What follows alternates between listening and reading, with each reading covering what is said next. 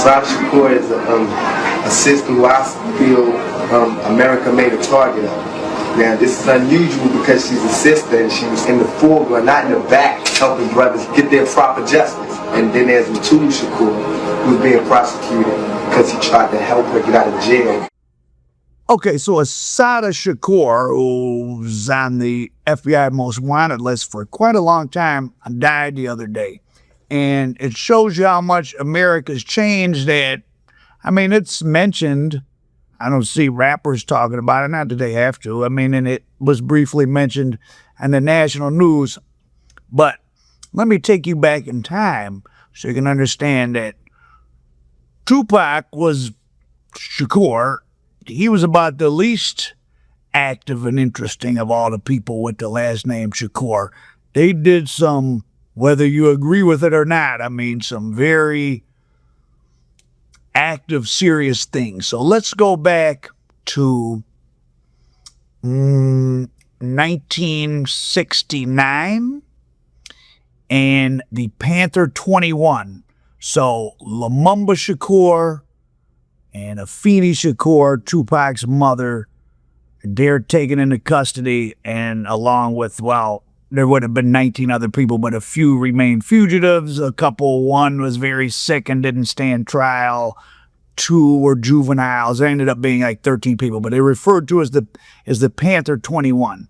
They were charged with plotting, basically, I mean, like an attack on New York City, like out of a Batman villain thing. Like they were going to blow up a train station, to attack multiple police precincts.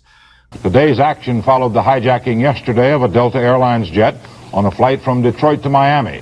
After picking up $1 million ransom, the hijackers ordered the plane to Algeria. The Delta jet was allowed to land at the Algiers airport. Algerian officials seized the ransom, and the plane and the crew were allowed to fly to Spain today. The hijackers were 8 members of a black communal family in Detroit, 3 men, 2 women, and 3 small children. Multiple extreme acts of violence. So they get put on trial.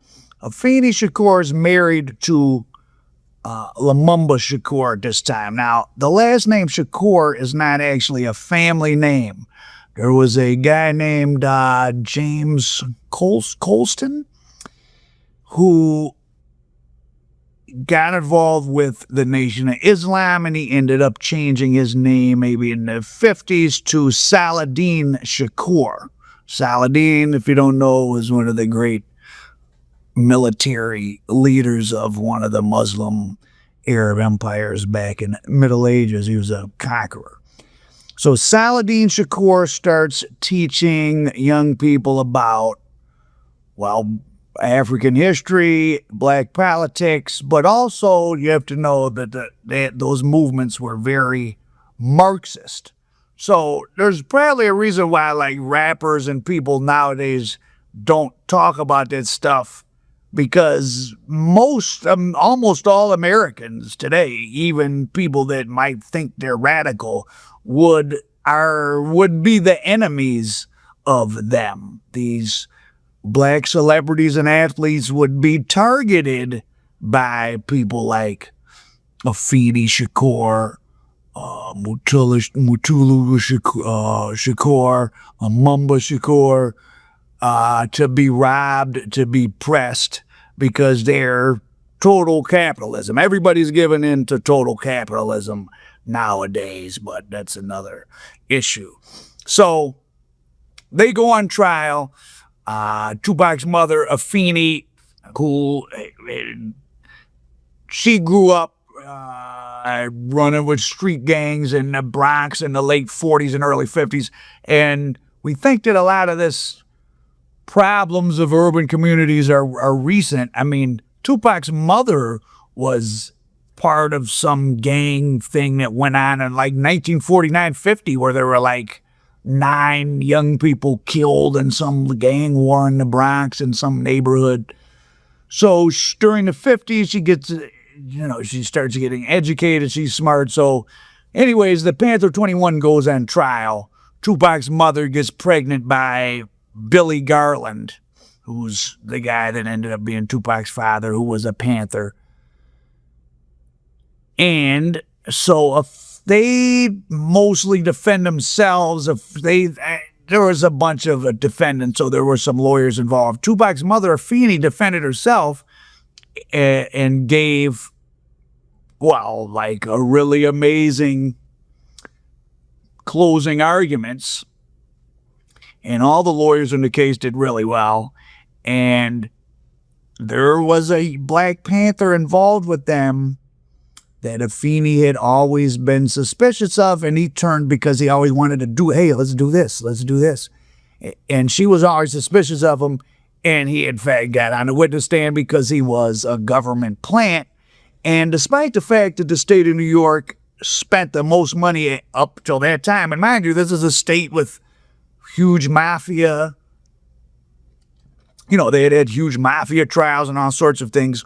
This Panther 21 trial was the most expensive trial up to that time. Went for 2 months. And it only took the jury 45 minutes to find them all not guilty of everything. Now, a quick aside, 2Pac's name originally at birth was Paris LaShawn Crooks. Who was the last name Crooks? Well, when 2Pac's mother was locked up in maybe the Brooklyn House of Detention or the women's house of detention, she got close with a woman named something, last name was Crooks, a.k.a. Crooksy. Now, Miss Crooksy was apparently someone, she was like a little mini queen pin. She had a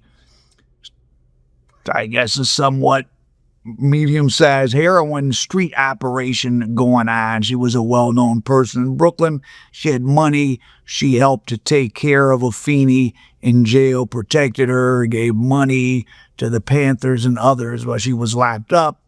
And so Afeni handles her own defense brilliantly, gives a brilliant closing statement. And now, so I'm going to try to go through this quickly. If you're really interested in it, I'm putting the cover of this book, Shakur. So the people with the last name Shakur are not necessarily related. There were 2 sons of Saladin Shakur, Lumumba Shakur, who Afeni did marry. And then Assata Shakur was someone who came along later. She took on the name.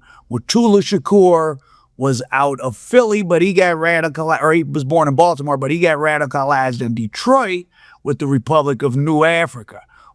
So the Black Panthers were very Marxist in orientation, and they were about all power to all the people, all justice to all the people. They were not a black separatist organization at all. So at the time that the Panther 21 trial happened and the New York chapter of the Black Panthers was accused of all this plotting, all this violence, right after that or right during that time, a huge split was happening with the Panthers. Remember, Huey Newton went to jail for killing an Oakland cop in like 68 or 9. And Eldridge, so there was a split between people loyal to Eldridge Cleaver and people loyal to Newton. It was kind of a East Coast, West Coast split, though like Baltimore stayed with the Huey Newton side in California, and maybe some of the other East Coast did, but of course New York's by far the biggest city on the East Coast, and the New York Panthers split with the West Coast Panthers. In fact, they were not even considered Panthers, I think, long after the 21 trial. They were kicked out by Huey Newton. So you have this other thing going on in Detroit, Republic of New Africa. Republic of New Africa was set up by the Henry brothers. One of them, Milton Henry, actually was one of the premier lawyers in the country. He was one of Malcolm X's confidants. He was the attorney for Eddie Jackson and Courtney Brown of the heroin kingpins that do my Motown Mafia documentary about. Even though they were convicted in like 72, kept them out on appeal bond till like 77. They really had their drug run while they were out on bond after being convicted. 35 people Eddie Jackson paid the legal fees and the bonds for. That's how much money was being made in heroin back then, but that's a different story. So the Republic of New Africa was extremely radical. They wanted maybe Louisiana, Georgia, Alabama, South Carolina to be turned into a black homeland, to be taken away from the United States and given to black people. There was an infamous incident in Reverend C.L. Franklin's church, the New Bethel Baptist Church in Detroit. C.L. Franklin, of course, is Aretha Franklin's father. He was a very big deal. Republic of New Africa was having a meeting in there. Detroit police. Over the weekend in Detroit, police and the members of the so-called Republic of Africa, a Negro separatist group, fought a gun battle inside and outside a church. A white policeman was killed, another was wounded, and 5 Negroes were injured. A meeting of the Republic of New Africa, a militant Negro separatist organization, was in progress inside the church. Police said the men who shot the officers had taken refuge in the church and had continued firing outside. 4 people inside the meeting were wounded. In Detroit, it seems like Eddie Jackson was smart enough to avoid this. His lawyer, Milton Henry, sat on the board of the Republic of New Africa, a black separatist group that wanted to seize control of the old Confederate states and make them a black homeland. When the Republic of New Africa got into a shootout inside of a Detroit church, Milton Henry was able to get the accused out on a personal bond from a black Detroit judge. The judge said Cahalan's objections had racial overtones. It's beyond me why he would inject the racial issue into this thing at all. Well, they claim they saw a bunch of men with rifles going in and out of the church, but whatever happened, they fired on the church. Republic of New Africa fired back. A white Detroit cop was killed. A black Detroit judge gave everybody personal bond, let them all out. No one ended up being convicted. So the climate of the country much different than now. I mean, thinking of there being shootouts with black militant groups killing white police and none of the black people going to jail now, does that seem like something that could happen? Probably not. So are we going, is that good? Is it bad? Are we going forward? Are we going back? It's hard to know. Maybe there is no tide of history. Maybe things just happen. So Joanne Chesimard, who ended up changing her name to Assata Shakur, she comes into, and I'm jumping through a lot of complex history, and again, you should read this book. A young black author wrote this. He interviewed many of the people that are still alive involved and did research. Very good book. She falls in with the Shakur scene, so to speak. So the New York Black Panthers are kicked out. Huey Newton doesn't consider them Black Panthers because they're not honoring his word. He's more, after he gets out of prison, he's more focusing on things like the free lunch program. And also Newton has gotten into cocaine early. He has an expensive apartment with bodyguards. And I'm not making this as well documented by people in the Panthers.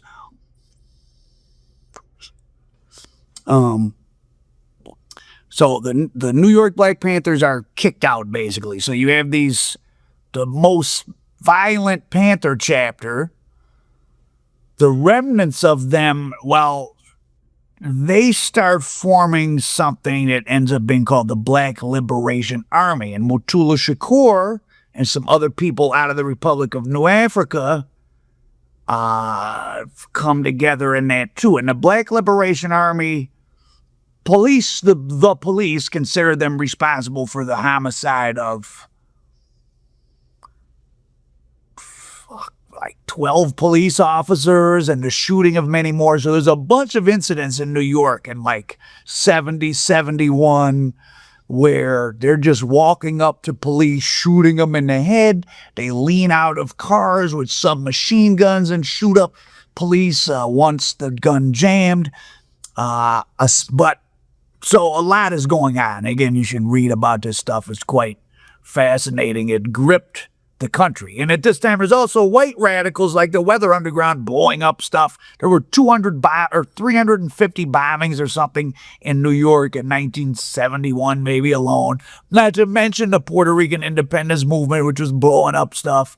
So there was a lot going on. But let's focus. Okay, so that's some backdrop, but let's go with Assata Shakur. Oh, just as an aside, Afeni Shakur, 2Pac's mother, after she beats that case, she's now had a baby, Paris Vassan Crooks, who she renames the 2Pac Amaru Shakur after a Spanish freedom fighter in Peru who named himself after an Incan freedom fighter named 2Pac Amaru Shakur from earlier times. She becomes a paralegal. She's very, like I said, she did an amazing job at the trial for herself and others. And she's working as a paralegal. She's doing pretty well. But this Black Liberation Army thing starts. Afeni was probably not really involved. Well, she may have helped them do some stuff, but she wasn't much involved in it. And a young woman, Joanne Chesimard, pops up in the way who becomes Assata Shakur. Now, she comes onto the radar like this. Knock, knock, knock. There's a knock on the door at a hotel in Manhattan. Some say it was like maybe like adult, something was going on there. Some drugs were being sold, or it was some type of party. A guy answers the door who actually is from Michigan, who claimed to own an archery store in Taylor, Michigan, which is a suburb nicknamed Taylor Tucky, a famous hillbilly area. I don't know if I assume the guy was white. Either way, he knocks on the door. She says, "Is there a party here?" He says, "No." She pulls a gun to rob him. They struggle. She gets shot in the stomach. She's never faces any trial for that. She stays wanted for that the whole time. She then falls in with these Black Liberation Army people, and well, that was probably one of their they were trying to figure out how to make money. Some of these people were already wanted for different crimes, or they had decided after the split with the Panthers and the radicalization of the Republic of New Africa to use violent means against, obviously they had long moved past the civil rights era stuff, and even they felt the Black Panthers had become corrupted, that Huey Newton was corrupted, and that the Panthers weren't radical enough. So they decide they get into doing robbery. So they're robbing black bars in the Bronx, Harlem, Brooklyn. They're sticking up what they think are dope things, like Assata Shakur's first criminal endeavor we know about, where she gets shot in the stomach. And they start robbing banks, and they rob a bunch of banks. But in the course of that, like I said, some police get killed. They're also just gunning down police officers, ambushing them, and they start to become the subject of intense, obviously, the whole city of New York. And this is New York 1971, when, heroin is king. New York is falling apart. New York must have seemed like a Gotham City. You had a lot of wild things going on at once. 6,000 new police officers were added, pretty much just to deal with the Black Liberation Army. All the police were getting overtime. They're patrolling everywhere. There's more shootouts. So a few years pass. It's 1974. Assata Shakur is involved. She's wanted. She gets pulled over. They get pulled over in the New Jersey Turnpike. Assata Shakur claims she had her hands up and the police started shooting them, and they ended. So one of the Black Liberation Army was killed and a cop was killed. Assata Shakur claims they were trying to execute her. I'm not really sure what her defense. You'd have to read her. I don't know if she really goes in depth into what happened.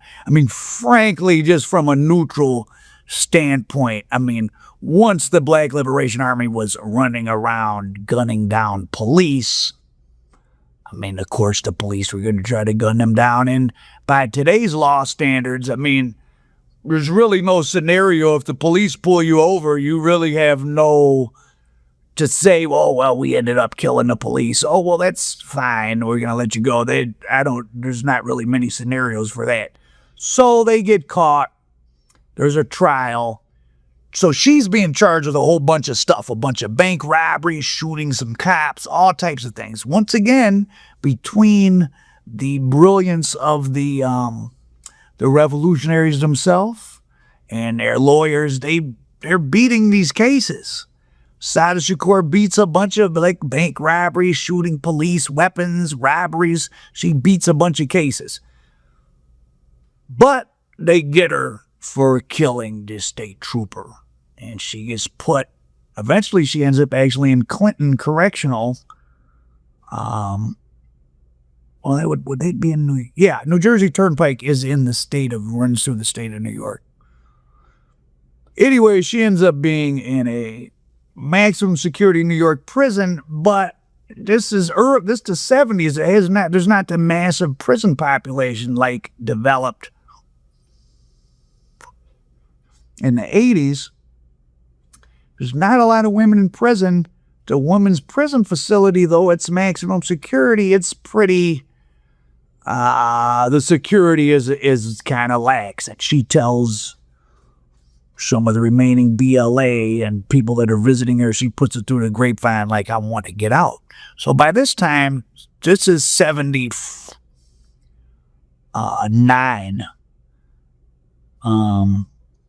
All right, let's see. Yeah, 1979. By 1979, of course, the country is changing. Reagan's about to be president, but that hasn't happened yet. But it's November 79. This is the end of the 70s. So whatever tone of the country that kind of allowed these type of groups, the white radicals and the black radicals, using violence to arise and let them actually beat cases, well, that's coming to an end. So anyways, the security is lax at the prison, and some of the remnants of the BLA have fallen in with what's called the white edge. These are some white people, several of them women, that were from the Weather Underground. These were radical people. One of them was the mother of Chesa Boudin, who became the prosecutor in San Francisco recently, like during the pandemic, who everyone hated and they voted out of office because he was so liberal, and the no cash bail. A lot of these ideas, like no cash bail, these are ideas that somewhat come from like the Panthers and the BLA and the Weather Underground. These were some of the radical left things implemented now do come from some of these very extreme people. And I'm trying to give a neutral story. I'm not really promoting them as being good or bad. You can read, there's a lot of info. You can read it for yourself. But for as wild and as dramatic as this is, I guess it doesn't fit into what America is now. All we all think about is money. And there's just... It's sort of about money because they were robbing banks and using the money to support themselves. And some of them had developed cocaine habits, which per this book, and this guy interviewed the people. I'm not just something I'm saying. But anyway, so they fall in, there's these white people involved with the BLA people now. And the white people, especially the women, are used as what's called the white edge. So because they're white women, they're less likely to have their fake IDs looked at. They'll drive the cars while the other people hide in the trunk, stuff like that. And so they break Assata Shakur out of prison. And so now so this is kind of the last gasp, the last success of that era.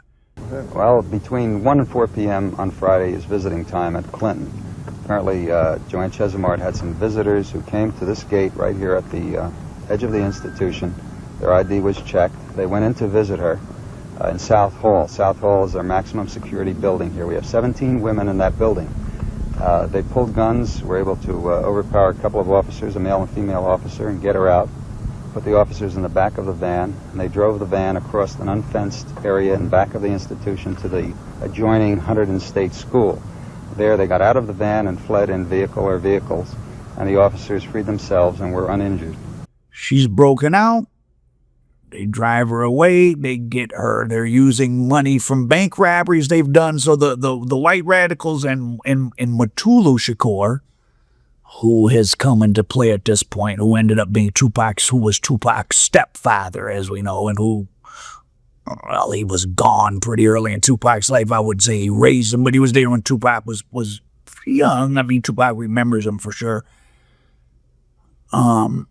Matulu Shakur, very interesting. He developed an acupuncture program to cure heroin addiction that they used at the Lincoln Detox in the Bronx. Mayor Ed Koch eventually used the police to run them out. But actually, today there's 1,000 acupuncturists around America and the world that will use acupuncture on opiate addicts. So that was an effective thing that he developed that stayed useful. So what Matulu has become, he's involved with these white radicals and the rest of the BLA, robbing banks. They use some of the money. That's how they fund Assata's breakout.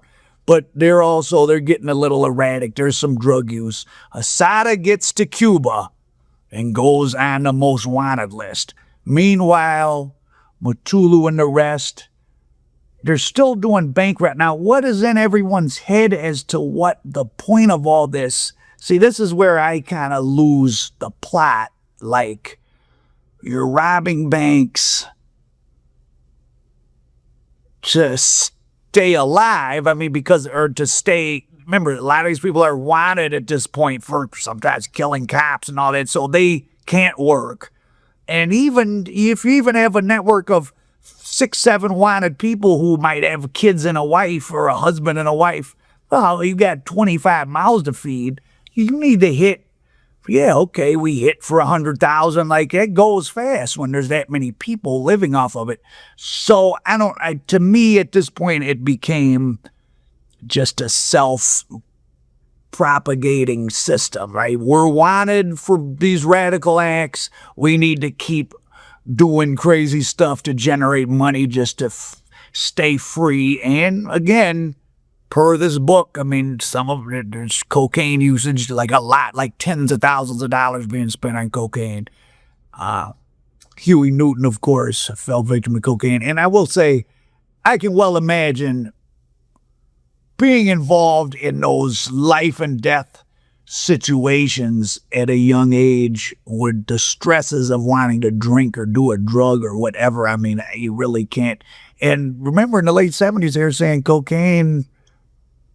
marijuana was much more federal. Law enforcement was going after marijuana than cocaine. It was not considered a big deal. But as we now know, it was. People were spending a lot of money on it. So Matulu and them they keep robbing banks. They need to do one more big lick. And of course, that's when things always go wrong. And that's when the infamous 1981 Brinks robbery happens. So this is a crime that sent Matulu Shakur to prison for the rest of his life. He got out not long ago because of being sick and spent his last 6 months or whatever with his family, and he passed less than a year ago. So he spent 30-some years in prison for bank robberies and the murder of a guard there at the Brinks. And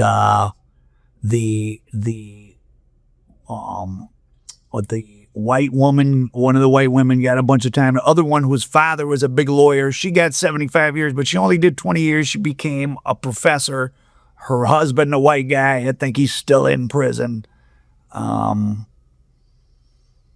Just a bad, well, a strange set of outcomes. Jamal Joseph, who, if you've ever seen him interviewed as a Black Panther, he was involved with the Black Panthers very young age as a teenager. He was convicted of killing another Black Panther but they let him plead guilty to manslaughter back. That was part of the Elders Cleaver, Huey Newton, East Coast, West Coast beef back in the late 60s. So there were murders of Panthers against Panthers. It got pretty dark pretty fast, and that was in the late 60s.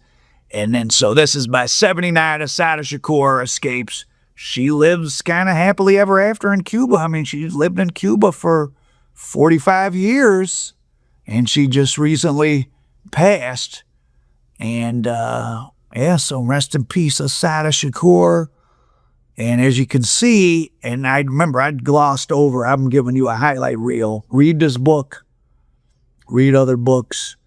The Shakur family, not blood related, took the name of Saladin Shakur, a teacher, a man who people gathered around. He was not involved in violent radical activities. He would sell